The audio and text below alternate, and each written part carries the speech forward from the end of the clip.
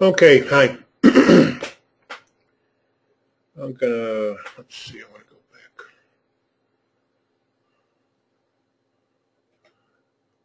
Sorry about the lag there.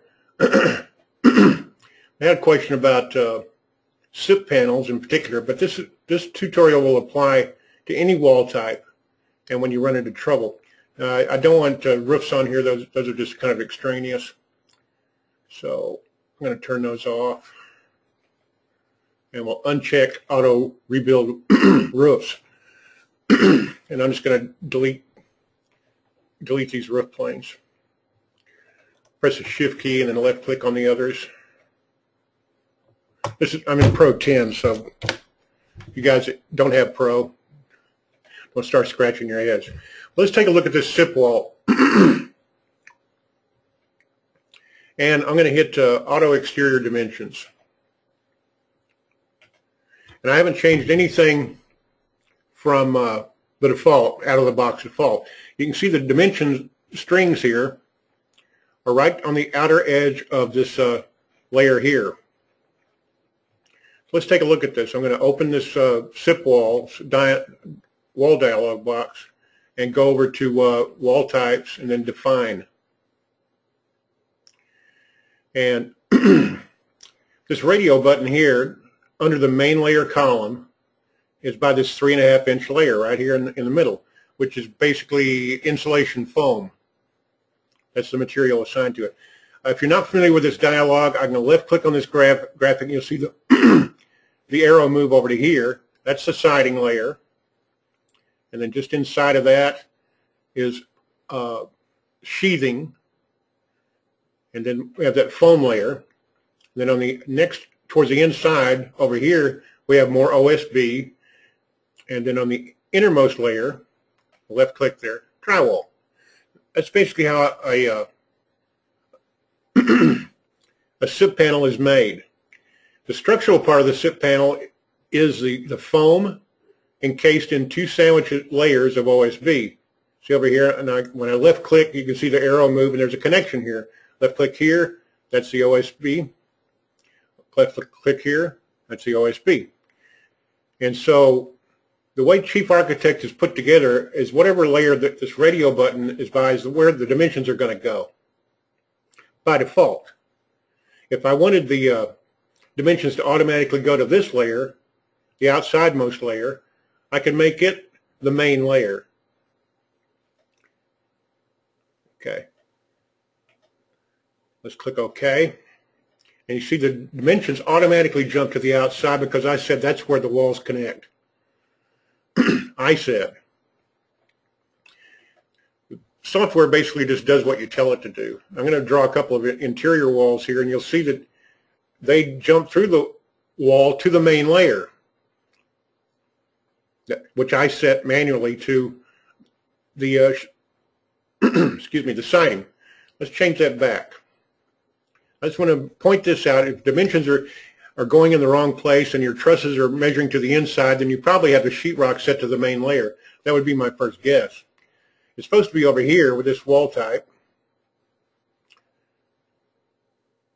Okay, that's just a warning message telling me that it's doing what I told it to do. You notice that with it back on the main layer, the dimensions automatically go to the outside of the main layer, and the interior walls connect to the main layer. Now, it might make more sense. It might make more sense to you that they connect to the OSB, but that's not the way that this software is going to work. It connects to the interior walls, connect to the main layer. Dimensions will seek out the main layer. Now, you can open the dimension defaults, and we'll go over to dimensions and auto exterior dimensions. Click on edit. And most of this stuff here on this general tab doesn't have anything to do with what you're complaining of. You're welcome to read in the reference manual what these things actually do mean, but the main thing I wanted to show you is the locate objects, because that's where these dimensions are automatically going to jump to. If you want it to jump to surfaces, you just tell them to, and they will.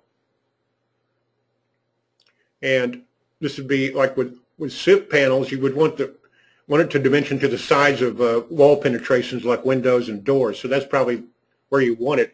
If you want to measure the surfaces, like you've got an OSB panel that's basically structural, and it's already got it may, or I'm a little unfamiliar with the SIP construction. It may or may not have the sheetrock already installed. They may install it in the field. I think that it's already pre-installed, and the siding's already pre-installed, and the wall penetrations are cut. But be that as it may, you can have your dimensions go to surfaces or wall dimension layer. Now, they're by default set to wall dimension layer. I'm going to click OK here, and then we'll hit this auto dimension tool again. And you see now it jumped to the outside because I told it to, even though this is still the main structural layer. In other words, I suppose you could make a single layer that's 3.5 plus 7/16 plus 7/16. Get rid of these individual layers, and then it would dimension to the main structural layer more like a SIP. But that's up to you to figure out whatever's working best for you. I'm just kind of explaining to you the base programming of this software and how it works and how you can alter it to suit you. Okay, why don't we do that? I'm going to take this OSB layer here. Now, of course, this will mess up your materials list if you're doing a materials list, but for SIPs, I don't see why you would be doing a materials list since you're not building the SIP panels yourself. So let's,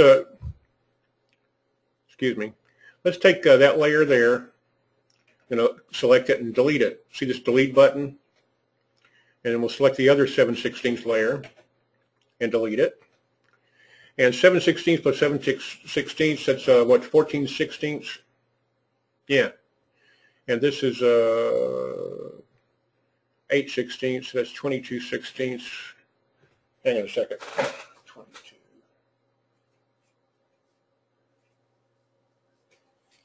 So we want to add, let's see, 20. Sorry about this lag, but I'm not very good at math in my head. I'm just going to make this layer fatter, the center layer fatter. And by 22/16, which is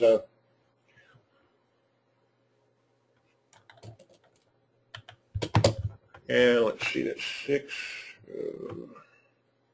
Well, I'll let you do the math.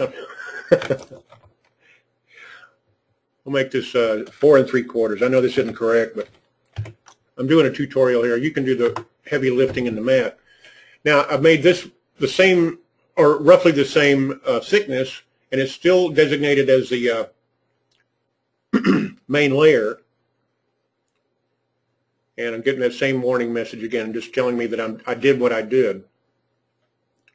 Okay, you see that those walls move, but they're dimensioning to the outside because I've set the dimensions to dimension to the outside.